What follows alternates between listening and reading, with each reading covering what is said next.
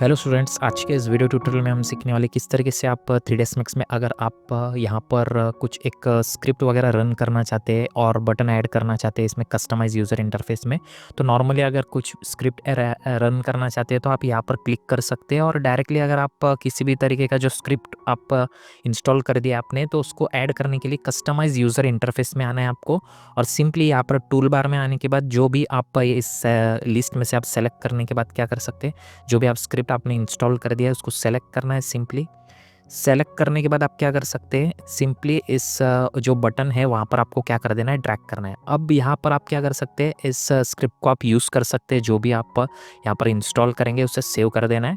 तो यहाँ से आप इसे यूज़ कर सकते हैं। सिंपली अगर आप यहाँ पर जो रूफ टाइल्स वगैरह यहाँ पर क्रिएट करना चाहते हैं तो इस वीडियो को आप वॉच कर सकते हैं। होप आपको आज का वीडियो काफ़ी हेल्पफुल लगा होगा। वीडियो पसंद आया तो प्लीज़ सब्सक्राइब एंड लाइक कीजिए। Thanks for watching. Okay, bye.